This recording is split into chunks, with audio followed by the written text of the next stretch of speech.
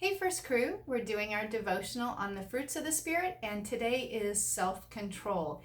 And I can see why this one goes at the very end because I think it's the hardest one.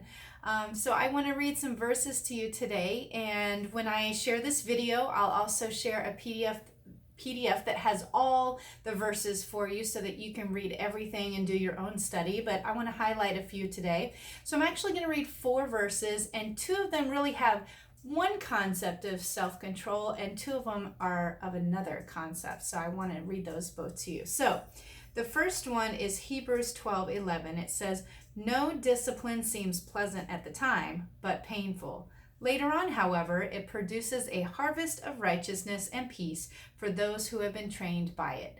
And I know we're doing these devotionals mainly for our First Crew, but parents, you might be watching this too, and this is the time where I say, we discipline our kids as parents because we know they don't like it at the moment, but later on they'll realize that we were right. I think I have a shirt that says, "Mom was right." My kids may say this sometime in the future.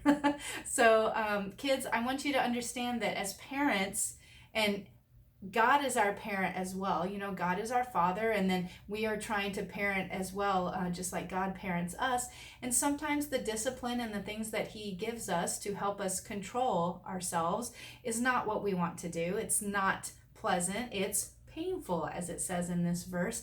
But later on, we look back and we see why we were doing what we were doing and why that discipline was necessary. So remember that self-control is not always fun, but it is necessary and is something that we need to work on.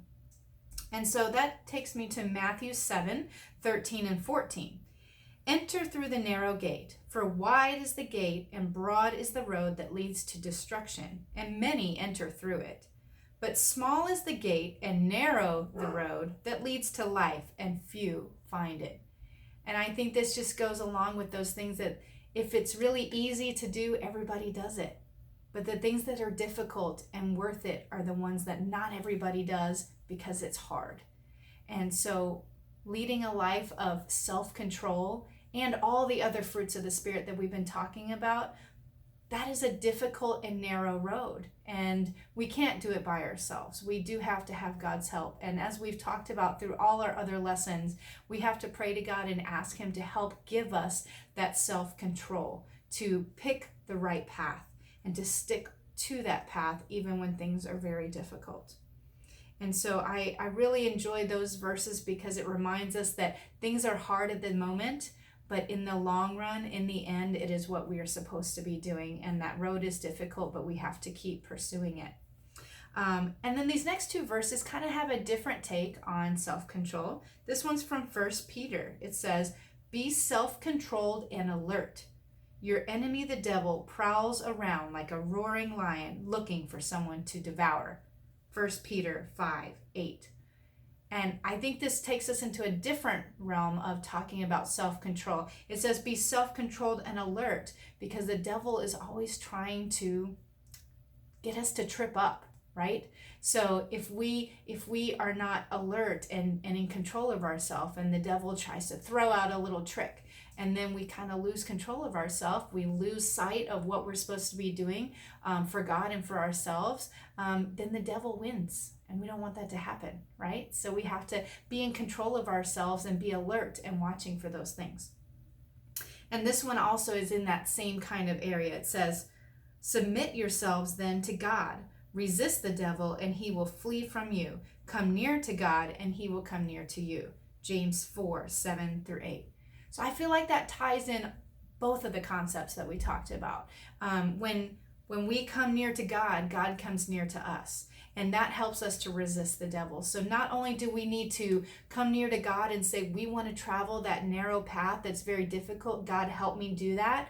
But at the same time, it pushes the devil away from us and says, you can't trip me up because I've got God here to help me make those right choices on that right narrow little path. So I want you to be reading through these, and now that we've gotten through all of the fruits of the Spirit, I want you to go back and reflect on all of those and decide which fruits of the Spirit do I need the most work on. Because remember, we're supposed to do them all. We're supposed to try and embody all those fruits of the Spirit.